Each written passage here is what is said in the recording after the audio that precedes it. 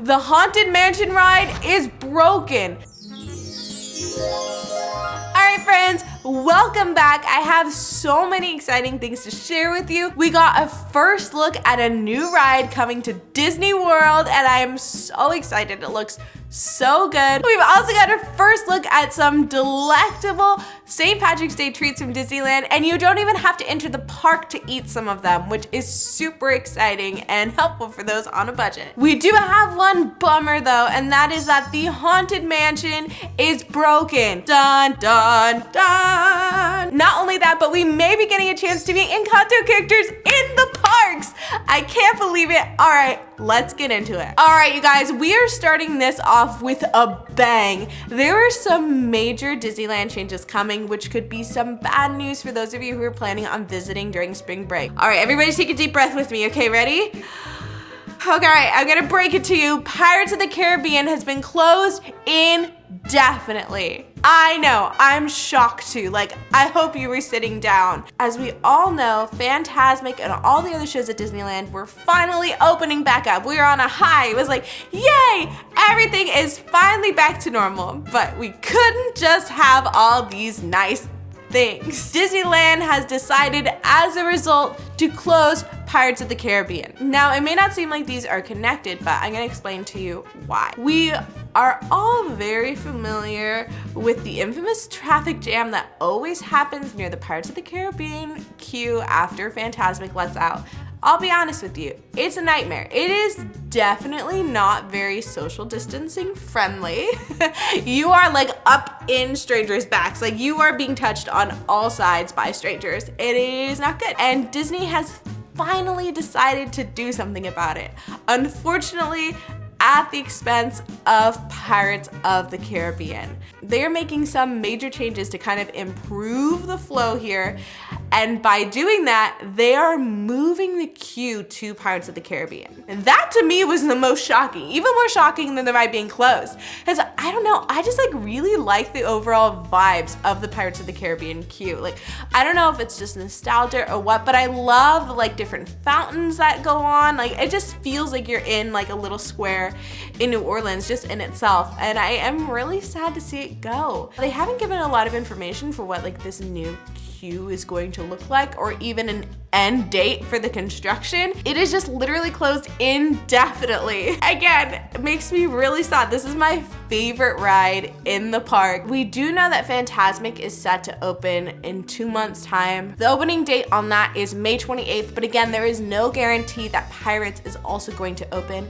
on May 28th, because if you check on the Disneyland website, there is no reopening date, which again, if they knew it was in May, I feel like they would put that on the website because a lot of people would want to know. Hopefully it doesn't take that long, but yeah, I just can't imagine. Now that the Pirates of the Caribbean queue is going to be gone, they are going to reuse that area to just kind of create like a greener space. They're going to add more trees. There might be like an area for people to relax. They're also going to adjust the audience platforms for Fantasmic. So overall, it seems like our experience is eventually going to be better, but it looks like we may not be riding Pirates of the Caribbean for a long time, which I know again is bad news for a lot of you who were planning on visiting Disney over spring break. That's like one of the busiest times of Disneyland, and unfortunately that means nobody attending during then is going to be riding Pirates, because it officially starts closing as of the day that I'm filming this video. Everything is very up in the air, and I feel like there's so many changes happening, and I just have to trust that it's gonna be okay. We need some faith, trust, and pixie dust over here. I have some more bad news for New Orleans Square, unfortunately. But that's okay, we're gonna make it through. It seems like the Haunted Mansion is currently broken. Now the ride is at least currently running, so we have that above Pirates of the Caribbean. They may close it to fix this, but as of right now, it's still running, so you can still at least ride the Haunted Mansion. And thankfully, it's nothing that like is actually physically wrong with the Omni Movers, which I believe is like, you know, one of the oldest and most difficult systems in the ride. The problem is, however, with our very friendly hitchhiking ghost, which is so sad, as you all know, if you've ridden the ride, at the very end, it like turns you to the mirrors and it's like, and these ghosts want to go home with you. Ooh, so spooky. But it seems like those ghosts have finally found their forever haunt because they are nowhere to be found. Either it's a forever haunt or it's broken. And at first I thought it was just me noticing this, but then I actually found somebody talking about it on Reddit and a lot more people started noticing. It seems like this has been going on for weeks. One person in the Reddit post said that they rode this ride 4 times in a row and still did not see the ghosts at all. Again, thankfully it's at the end of the ride, so a majority of the Haunted Mansion is still up to those magical standards, but it seems for now our ghosts have gone missing. Hopefully they get this fixed sooner rather than later. I feel like it's such a fun little ending moment to the ride, but again, it's not absolutely detrimental like Pirates, so I feel like we can all be thankful for that at least. Guys, I have some really exciting news, and it seems like Mirabelle has finally found a home in Frontierland. Even more exciting, honestly, for me is the fact that it seems like she's here to stay for a little bit. We had already seen her like a little bit in the park, but it was definitely like a temporary meet and greet. They have like a whole little mural set up of the family in the background. It's so cute. I love her outfit.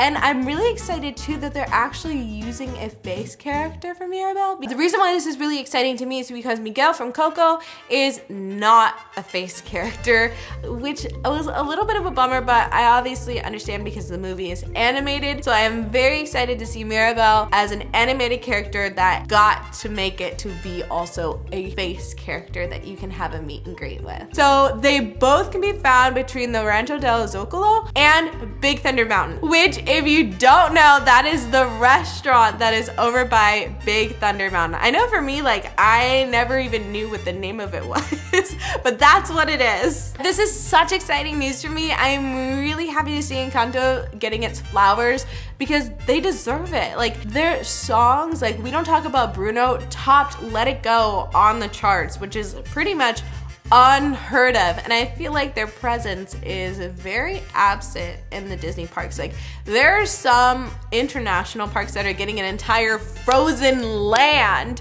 and the fact that this movie has like beaten out Frozen, at least in song charting popularity, I feel like we should, again, be seeing a lot more, so I'm excited to finally be starting to see things. I will say too, this made me really excited about what they're going to do for Turning Red, the most recent Disney Pixar movie to come out. I'm very curious to see how they're gonna be handling meet and greets for this, because Mei Mei has 2 forms. She has her human form and she also has her red panda form.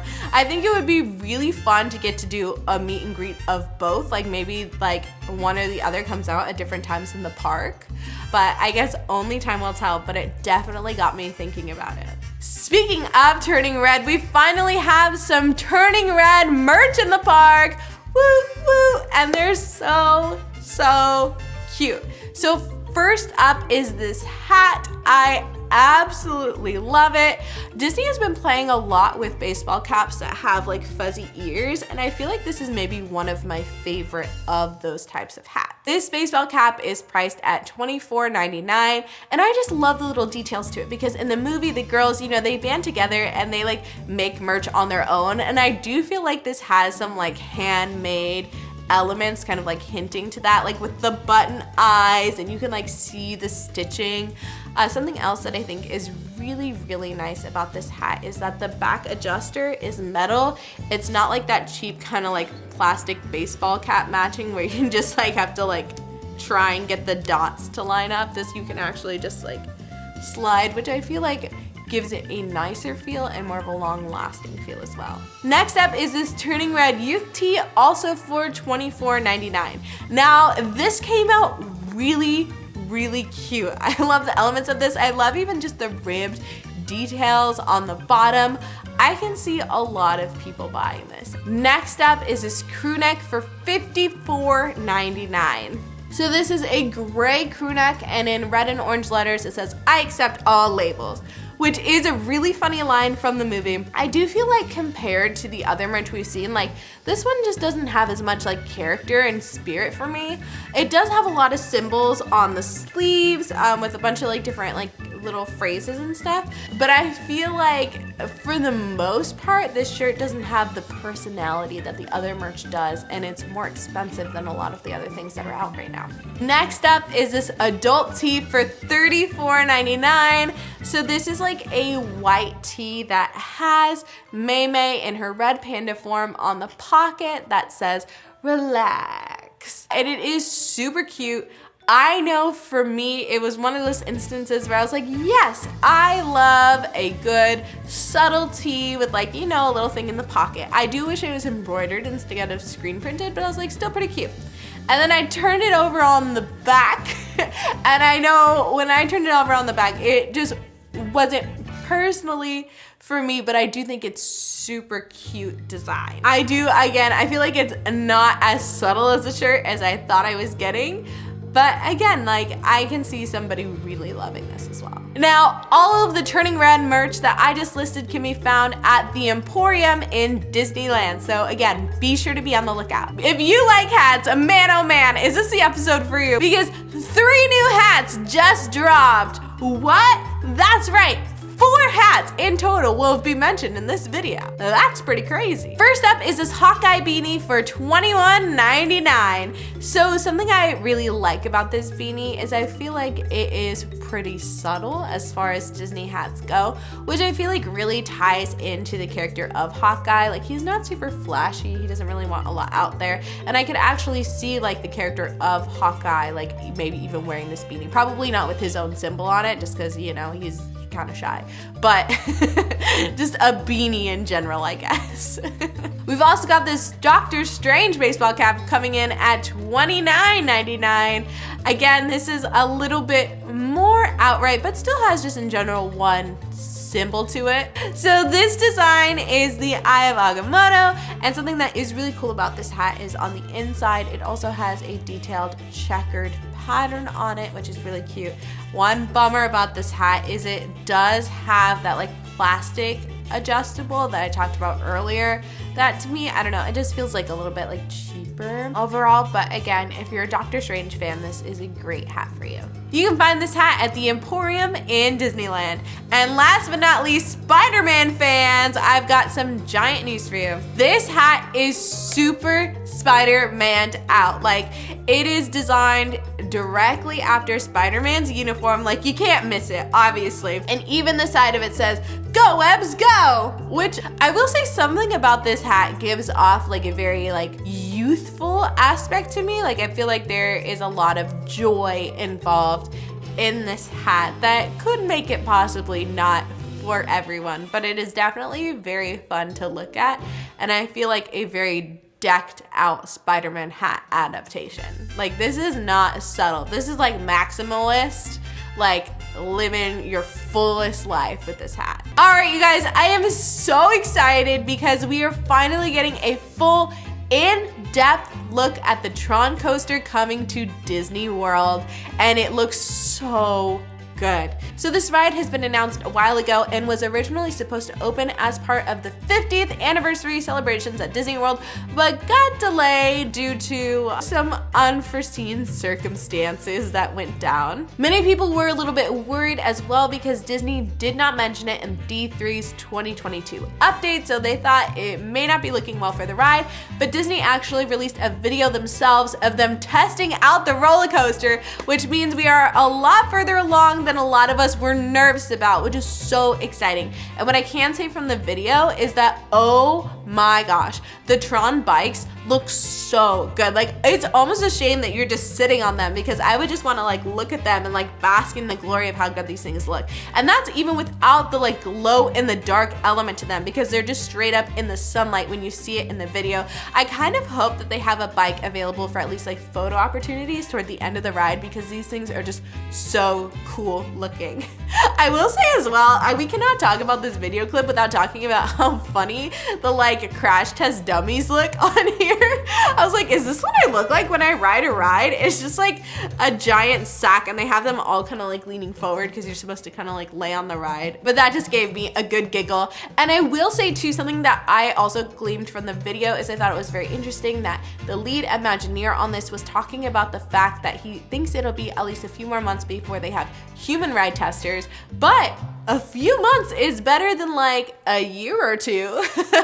So my ears kind of pricked up at the fact that we may possibly be getting this still by the end of 2022 or sooner than we thought, which is really exciting. That being said, there's still no confirmed opening date, but I feel optimistic after looking at clips of this video, and I'm sure you will too. I know we showed clips of it here, but I'm also going to link the full video in the description as well for you guys to check out. And now it's time for next time at the park. So next time you are at the Disneyland park, make sure you check out this little known Disneyland legend.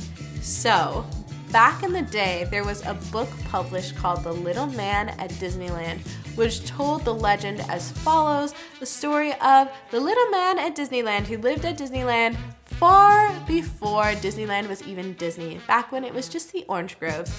And when they began to build Disney, he was like, basically, oh no, my home. But Mickey, Donald, and Goofy felt so bad for disturbing his home that they showed him the reason why they were disturbing it, what they're trying to do. Patrick was so happy about the park that basically he decided to live inside of it, still secretly finding a tree for his very own.